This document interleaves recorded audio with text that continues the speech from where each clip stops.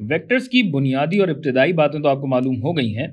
अक्सर जगहों पे आपको लिखा हुआ नज़र आएगा ये कैपिटल आर, जिसके बीच में यहाँ डंडी होगी, या प्रिंट में अगर आपको नज़र आएगा तो ये थोड़ा सा बोल्ड होगा, मोटा होगा, और फिर आर बना होगा, और इसके ऊपर एक नंबर भी लिखा हुआ आएगा, मिसाल के तौर पे 2। तो आपको पहले आर के बारे में बताते चलें कि आर किस चीज़ की निशानदेही कर रहा है। आर आपको बताता है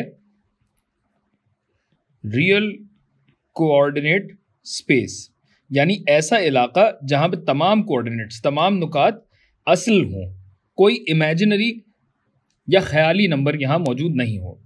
और ये 2 किस बात की निशानदेही कर रहा है भाई, कि 2 डायमेंशंस में ये कोऑर्डिनेट स्पेस या ये इलाका 2 डायमेंशंस में वजूद रखता है। तो ये हो जाएगा 2 डायमेंशनल।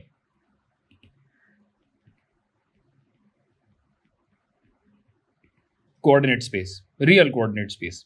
जैसे इसे अगर आप देखें तो ये 2 डायमेंशनल रियल कोऑर्डिनेट स्पेस है, जहां पे 2 डायमेंशंस में सारे कोऑर्डिनेट्स पाए जाते हैं। यहां भी कुछ अगर आप बनाएं, मिसाल के तौर पे -1 4 अगर हो, इस तरह आप लिख लीजिए, या वेक्टर की शक्ल में लिख लीजिए, सॉरी मैट्रिक्स की शक्ल में लिख लीजिए 3 2, या चलिए बना ही देता हूं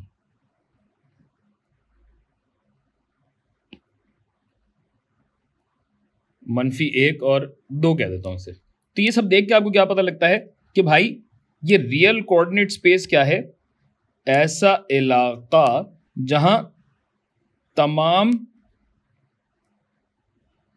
मुमकिना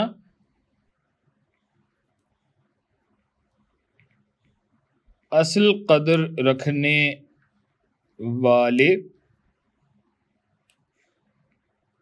2 टूपल आपको नजर आए। अब ये 2 टूपल क्या है भाई, 2 टूपल ये है, ये जो मैट्रिक्स आपके सामने लिखा है ये टूपल कहलाता है।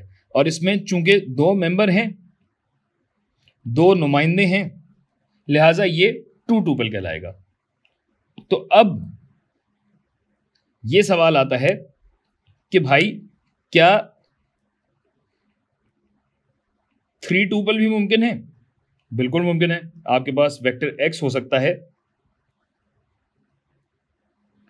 जो कि 3 डायमेंशंस में कदर रखता हो, और अगर ये असल कदर है तो आपको क्या लिखा हुआ नजर आएगा भाई,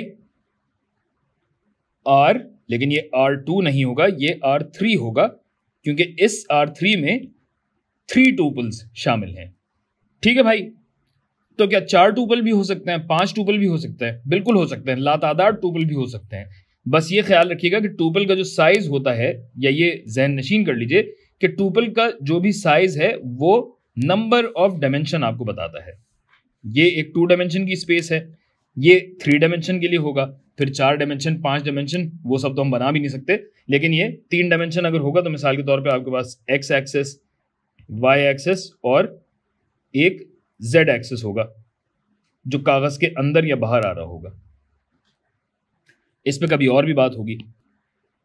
गोया n टूपल मुमकिन है जो कि n dimensional real coordinate space, असल कोऑर्डिनेट के इलाके को रिप्रेजेंट करते हैं, उसकी निशानदेही करते हैं। अच्छा, और मेरा ख्याल है ये बताने की जरूरत तो नहीं है, लेकिन फिर भी आपको बता देता हूं कि मिसाल के तौर पे अगर हमारे पास हो ये वेक्टर x, जिसमें आपके पास है 0 i और 1 लगा दीजिए, तो क्या ये रियल कोऑर्डिनेट स्पेस में पाया जाएगा? नहीं, ये इस रियल कोऑर्डिनेट स्पेस में नहीं पाया जाएगा। या ये कहिए कि जहां कहीं भी ये होगा वहां रियल कोऑर्डिनेट स्पेस वजूद नहीं रखती होगी, और ये r फिर नहीं इस्तेमाल किया जा सकेगा, वो फिर कॉम्प्लेक्स नंबर्स में आ जाती है जो कि असल नंबर नहीं होते। लिहाजा बस ये याद रखिए कि अगर नंबर असल हैं और कोऑर्डिनेट इलाके की निशानदेही कर रहे हैं तो इस तरीके से लिखा जा सकता है।